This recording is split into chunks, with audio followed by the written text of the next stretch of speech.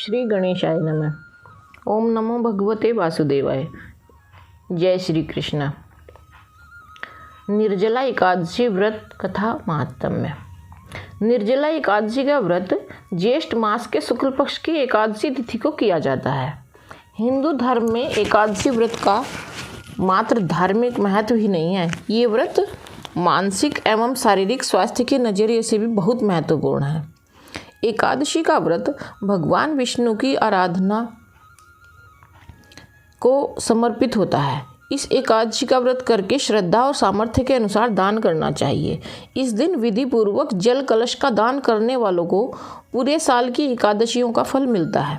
इस प्रकार जो इस पवित्र एकादशी का व्रत करता है वह समस्त पापों से मुक्त हो जाता है। एकादशी व्रत का इतिहास। एक बार बहु भोजन करने वाले भीमसेन ने व्यास जी के मुख से प्रत्येक एकादशी को निराहार रहने का नियम सुनकर विनम्र भाव से निवेदन किया कि महाराज, मुझसे कोई व्रत नहीं किया जाता। दिन भर बड़ी तीव्र क्षुधा बनी ही रहती है, अतः आप कोई ऐसा उपाय बतला दीजिए जिसके प्रभाव से स्वतः सद्गति हो जाए। तब व्यास जी ने कहा कि तुमसे वर्ष भर की संपूर्ण एकादशी नहीं हो सकती, तो केवल एक निर्जला कर लो, इसी से साल भर की एकादशी करने के समान फल हो जाएगा। तब भीम ने वैसा ही किया और स्वर्ग को गए। इसलिए यह एकादशी भीमसेनी एकादशी के नाम से भी जानी जाती है। निर्जला एकादशी का महत्व। निर्जला यानी यह व्रत बिना जल ग्रहण किए और उपवास रखकर किया जाता है, इसलिए यह व्रत कठिन तप और साधना के समान महत्व रखता है। हिंदू पंचांग के अनुसार वृषभ और मिथुन संक्रांति के बीच शुक्ल पक्ष की एकादशी निर्जला एकादशी कहलाती है। इस व्रत को भीमसेन एकादशी या पांडव एकादशी के नाम से भी जाना जाता है। पौराणिक मान्यता है कि 5 पांडवों में एक भीमसेन ने इस व्रत का पालन किया था और बैकुंठ को गए, इसलिए इसका नाम भीमसेनी एकादशी भी हुआ। सिर्फ निर्जला व्रत एकादशी कर लेने से अधिक मास की 2 एकादशियों सहित साल की 25 एकादशी व्रत का फल मिलता है। जहाँ साल भर की अन्य एकादशी व्रत में आहार संयम का महत्व है, वहीं निर्जला एकादशी के दिन आहार के साथ ही जल का संयम भी जरूरी है। इस व्रत में जल ग्रहण नहीं किया जाता, यानी निर्जल रहकर और निराहार रहकर व्रत का पालन किया जाता है। यह व्रत मन को संयम सिखाता है और शरीर को नई ऊर्जा देता है। यह व्रत पुरुष और महिलाएं दोनों द्वारा किया जाता है। इस व्रत में ध्यान देने योग्य बातें। पवित्रीकरण के समय जल आचमन के अलावा अगले दिन सूर्योदय तक पानी नहीं पीना चाहिए। दिन भर कम बोलें और हो सके तो मौन रहने की कोशिश करें। दिन भर न सोएं, ब्रह्मचर्य का पालन करें, झूठ ना बोलें, गुस्सा और विवाद ना करें। निर्जला एकादशी व्रत कथा। जब वेद व्यास ने पांडवों को चारों पुरुषार्थ धर्म, अर्थ, काम और मोक्ष देने वाली एकादशी का व्रत का संकल्प कराया था, तब युधिष्ठिर ने कहा कि जनार्दन, ज्येष्ठ मास के शुक्ल पक्ष में जो एकादशी पड़ती हो, कृपया उसका वर्णन कीजिए। भगवान श्री कृष्ण ने कहा कि हे राजन, इसका वर्णन परम धर्मात्मा व्यास जी करेंगे, क्योंकि ये संपूर्ण शास्त्रों के तत्वज्ञ और वेद वेदांगों के पारंगत विद्वान हैं। तब वेद व्यास जी कहने लगे कि कृष्ण और शुक्ल पक्ष की एकादशी में अन्न खाना वर्जित है। द्वादशी को स्नान करके पवित्र होकर फूलों से भगवान केशव की पूजा करें, फिर पहले ब्राह्मणों को भोजन देकर अंत में स्वयं भोजन करें। यह सुनकर भीमसेन बोले कि परम बुद्धिमान पितामह, मेरी उत्तम बात सुनिए। राजा युधिष्ठिर, माता कुंती, द्रौपदी, अर्जुन, नकुल और सहदेव ये एकादशी को कभी भोजन नहीं करते तथा मुझसे भी हमेशा यही कहते हैं कि भीमसेन एकादशी को तुम भी ना खाया करो। परंतु मैं उन लोगों से यही कहता हूँ कि मुझसे भूख सहन नहीं की जाएगी।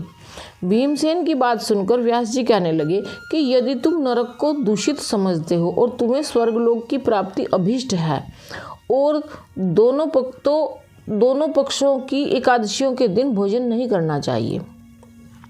भीमसेन बोले कि महाबुद्धिमान पितामह, मैं आपके सामने सच कहता हूँ मुझसे एक बार भोजन करके भी व्रत नहीं किया जा सकता है, तो फिर उपवास करके मैं कैसे रह सकता हूँ।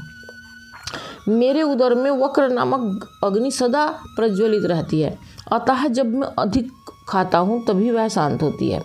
इसलिए महामुनि, मैं पूरे वर्ष भर में केवल एक ही उपवास कर सकता हूँ, जिससे स्वर्ग की प्राप्ति सुलभ हो तथा जिसके करने से मैं कल्याण का भागी हो सकूं। ऐसा कोई एक व्रत निश्चय करके बतलाइए, मैं इसका यथोचित रूप से पालन करूंगा।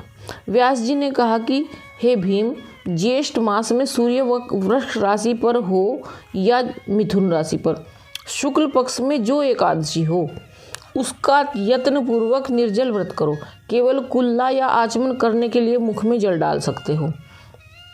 उसको छोड़कर किसी प्रकार का जल विद्वान पुरुष मुख में न डालें, अन्यथा व्रत भंग हो जाता है।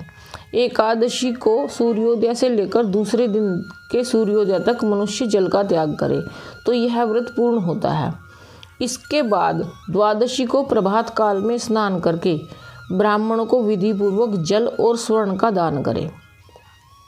इस प्रकार सब कार्य पूरा करके जितेंद्रिय पुरुष ब्राह्मणों के साथ भोजन करें। वर्ष भर में जितनी एकादशियां होती हैं उन सब का फल इस निर्जला एकादशी से मनुष्य प्राप्त कर लेता है, इसमें तनिक भी संशय नहीं है। शंख चक्र और गदा धारण करने वाले भगवान केशव ने मुझसे कहा था कि यदि मानव सबको छोड़कर एकमात्र मेरी शरण में आ जाए और एकादशी को निराहार रहे तो वह सब पापों से छूट जाता है। कुंती नंदन, निर्जला एकादशी के दिन श्रद्धालु स्त्री पुरुषों के लिए जो विशेष दान और कर्तव्य विहित हैं उन्हें सुनो। उस दिन जल में शयन करने वाले भगवान विष्णु का पूजन और जलमयी धेनु यानी पानी में खड़ी गाय का दान करना चाहिए। सामान्य गाय या घी से बनी गाय का दान भी किया जा सकता है। इस दिन दक्षिणा और कई तरह की मिठाइयों से ब्राह्मणों को संतुष्ट करना चाहिए। उनके संतुष्ट होने पर श्री हरि मोक्ष प्रदान करते हैं। जिन्होंने श्री हरि की पूजा और रात्रि में जागरण करते हुए इस निर्जला एकादशी का व्रत किया, उन्होंने अपने साथ ही बीती हुई 100 पीढ़ियों को और आने वाली 100 पीढ़ियों को भगवान वासुदेव के परम धाम में पहुंचा दिया। निर्जला एकादशी के दिन अन्न, वस्त्र, गो, जल, सैया, सुंदर आसन, कमंडल तथा छाता दान करने चाहिए। जो श्रेष्ठ तथा सुपात्र ब्राह्मणों को जूता दान करता है वह सोने के विमान पर बैठकर स्वर्गलोक में प्रतिष्ठित होता है। जो इस एकादशी की महिमा को भक्तिपूर्वक सुनता अथवा उसका वर्णन करता है वह स्वर्गलोक में जाता है। चतुर्दशी युक्त एकादशी को अमावस्या को सूर्य ग्रहण के समय श्राद्ध करके मनुष्य जिस फल को प्राप्त करता है वही फल इस कथा को सुनने से भी मिलता है। हे भीमसेन, ज्येष्ठ मास में शुक्ल पक्ष की जो भी शुभ एकादशी होती है उसका निर्जल व्रत करना चाहिए। उस दिन श्रेष्ठ ब्राह्मणों को शक्कर के साथ जल के घड़े दान करने चाहिए। ऐसा करने से मनुष्य भगवान विष्णु के समीप पहुंचकर आनंद का अनुभव करता है। इसके बाद द्वादशी को ब्राह्मण भोजन कराने के बाद स्वयं भोजन करे। जो इस प्रकार पूर्ण रूप से पाप नाशिनी एकादशी का व्रत करता है वह सब पापों से मुक्त हो आनंदमय पद को प्राप्त होता है। यह सुनकर भीमसेन ने भी इस शुभ एकादशी का व्रत आरंभ कर दिया। बोलो श्री कृष्ण भगवान की जय, विष्णु भगवान की जय। जय जय श्री कृष्ण। ओम नमो भगवते वासुदेवाय, ओम नमो भगवते वासुदेवाय, ओम नमो भगवते वासुदेवाय।